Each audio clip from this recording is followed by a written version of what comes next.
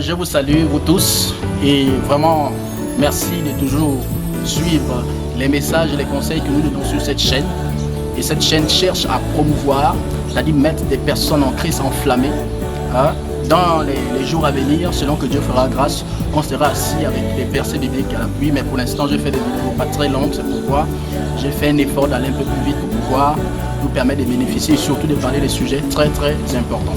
Aujourd'hui, le sujet dont je vais toucher, c'est le sujet simple, prophétiser et se rendre coupable de trahison, de haute trahison. Prophétiser et se rendre coupable de haute trahison. Peut-être que vous ne comprenez pas mon sujet. Pourquoi je le dis? Depuis qu'on a commencé la pandémie de coronavirus, pandémie qui est dans le monde entier, c'est-à-dire dans les débuts, il y a eu tellement de prophéties, des personnes qui ont dit des choses, voilà, Dieu m'a révélé que d'ici le 27 mars, la pandémie sera finie, Dieu m'a révélé que d'ici telle période, la maladie aura pris fin, etc. Tout ça là. Pour moi, je vois que c'est une haute trahison. Imaginons, je me mets tout de suite par rapport à mon pays, là où je me trouve, et je me lève, je dis le président a dit. Vous voyez ce que ça signifie là? Le président a dit. Et si le président n'a pas dit ce que je dis, vous voyez ce que ça fait? Je suis poursuivable. On doit me poursuivre et m'enfermer. Parce que moi, je dis des paroles qui n'émanent pas du chef de l'État, du chef des armées. L'Éternel que nous servons, c'est l'Éternel des armées, le Seigneur de gloire. Mais beaucoup de fois, des personnes étant poussées par la chair, et peut-être, je ne sais pas, pour montrer je ne sais pas quoi, dit le Seigneur m'a dit. Beaucoup de personnes ont prophétisé. Et moi, je me suis assis et j'ai regardé, j'ai observé, essayé de réfléchir, de savoir qu'est-ce qu'il faut faire. Est-ce qu'il faut répondre tout de suite? J'ai dit non, le temps justifie. Le temps est correct. Est-ce qu'il faut critiquer? Non, je n'ai pas critiqué. J'ai essayé d'observer et de dire, ah, peut-être qu'ils ont raison, on ne sait pas. Mais les dates sont passées. Beaucoup ont prophétisé dans les dates passées. Les dates sont passées. Aujourd'hui, on nous parle même du pic qui arrive, de la pandémie. Qui t'a parlé? Est-ce que c'est Dieu qui t'a parlé? Est-ce vraiment la parole de Dieu? Est-ce que Dieu se trompe? Le Dieu que nous, si ton Dieu se trompe, ça veut dire que ce n'est pas Dieu. Si c'est vraiment Dieu, il ne peut pas se tromper. S'il a dit quelque chose, il doit l'accomplir. Il dit, mes paroles qui sortent de ma bouche sont vérité. Tu as déclaré que l'Éternel, Dieu t'a dit. Mais on n'a pas vu l'accomplissement. De quel Dieu tu parles? Est-ce que c'est vraiment du Seigneur? Est-ce que c'est de Jésus que l'on parle? C'est pourquoi il faut faire attention à ce que nous sortons de nos bouches. C'est à cause de ça que si je dis que s'il y a quelque chose qui me vient même à l'esprit pour dire, si vraiment le Seigneur ne m'a pas rassuré que ceci est vrai, que voilà que c'est lui, je ne parle pas. C'est pourquoi je préfère des limités, je prends la parole de Dieu, la Bible, et j'enseigne ce que la Bible dit, parce que la Bible restera toujours. Ne restez pas sous les inspirations. Et les gens ont peur ici et là. On a dit, voilà, on a fait ceci, on a la prophétie. C'est pourquoi faites attention, les amis. Vous qui dites avoir le ministère prophétique, attention. Et j'aimerais dire aussi à plusieurs que quand je vous observe, pour la plupart, et c'est pour donner un message à quelqu'un, je me rends compte que ce ministère prophétique que vous dites avoir n'existe pas, parce qu'il y en a, je ne vois rien de prophétique, rien du ministère prophétique dans ce que vous faites. Est-ce que tu penses que le fait de se lever et dire à quelqu'un, voilà, le Seigneur me parle de toi, voici ce qui s'est passé dans ta vie, tout, vous pensez que c'est ça être prophète? Non, ça fait partie des dons spirituels. Dans les dons spirituels, on a ce qu'on appelle la parole de connaissance qui révèle ces choses. Ça n'a rien à voir avec le prophète. Le prophète a un autre rôle dans la société. Il a autre chose à faire. Lisez bien la Bible, vous allez voir. Les Jérémie, Esaïe, tous ces groupes-là, Ézéchiel, tous ces groupes, c'était des prophètes. Et regardez ce qu'ils ont fait. Montrez-moi un verset là où Jérémie, il commence à appeler les gens un à un et il dit voilà, Dieu me dit voilà. Montrez-moi un endroit là où Esaïe, il appelle les gens, il dit alignez-vous, voilà, Dieu me donne des grandes prophéties par rapport à vos vies. Il n'y en a pas. Ils ont œuvré soit pour la nation, pour le monde, parce qu'ils avaient un message, quelque chose à porter à la nation. Ils avaient un mandat. Tu as quel mandat? Tu as prophétisé sur la vie de 2 personnes, tu es déjà prophète. Attention, il y a aussi le don de la prophétie. Tu as donné 2 paroles de connaissance à certaines personnes, en même temps tu es déjà le prophète majeur, parce que les mineurs aussi, hein, toutes ces choses-là. Faites attention, Je ne suis pas là pour menacer quelqu'un, mais pour dire les vérités. Restons casés sur la parole de Dieu. Disons ce que la parole de Dieu dit, même si tu as une inspiration. Si l'inspiration que tu as est rattachée aux Écritures, parle selon les Écritures. C'est pourquoi mieux vaut ne pas se lever et donner des affirmations qui ne sont pas vraies.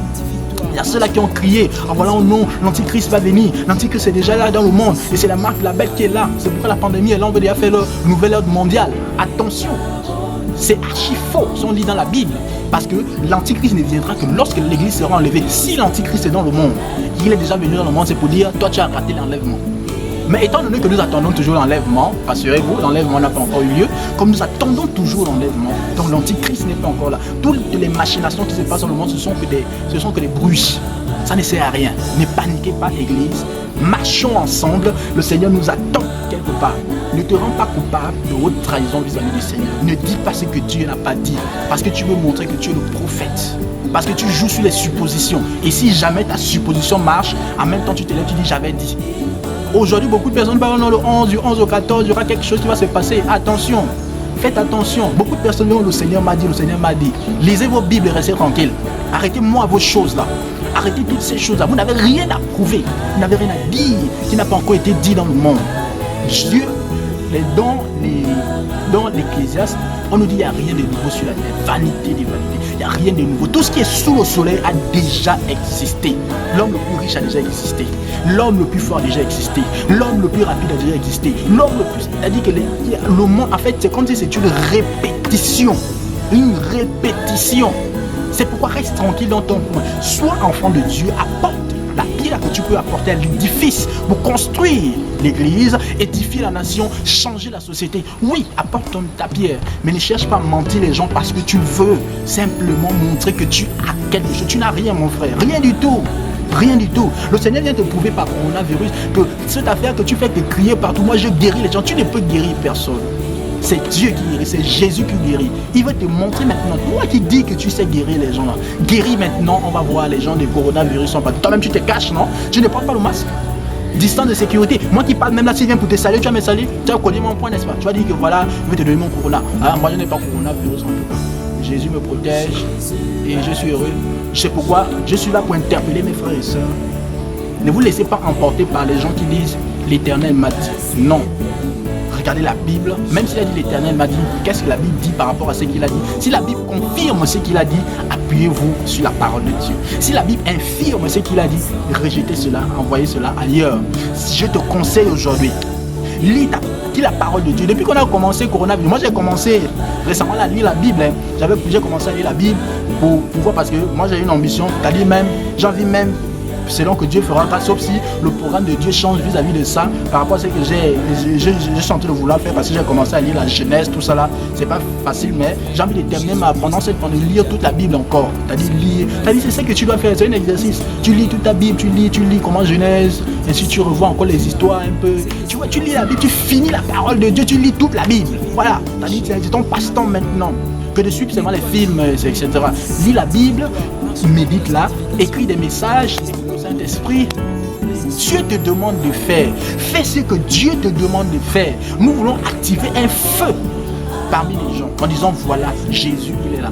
C'est-à-dire le Christ il revient bientôt, mais nous devons prêcher l'évangile, annoncer la parole, c'est-à-dire utiliser les voies et moyens pour pouvoir déclarer la parole de Dieu au monde entier et être sérieux dans ce que nous faisons, et Dieu nous bénira et Dieu te bénira. N'hésite pas, si tu as aimé la vidéo, à liker et à partager avec tes amis. Et prochainement, je vais toucher un autre sujet important qui va nous aider et qui va nous permettre de pouvoir comprendre certaines réalités, et surtout que Dieu te bénisse. Et si tu as un problème, sache une chose, la meilleure solution, c'est la parole de Dieu. Lis-la, elle te donnera les pistes pour en sortir. Ne cherche pas un homme, ne cherche même pas à dire voilà, le frère là vraiment, il n'a qu'à me dire un peu ce que Dieu a. Non, ne cherche pas. Lis la parole et Dieu t'aidera. Partage la vidéo, fais bénéficier à beaucoup d'autres frères, parce qu'il y a ceux qui sont dans l'ignorance, qui ne savent pas ce qui se passe, et ça donne à des choses comme ça. Donc faisons attention, surtout que Dieu te bénisse. À nous revoir à la prochaine.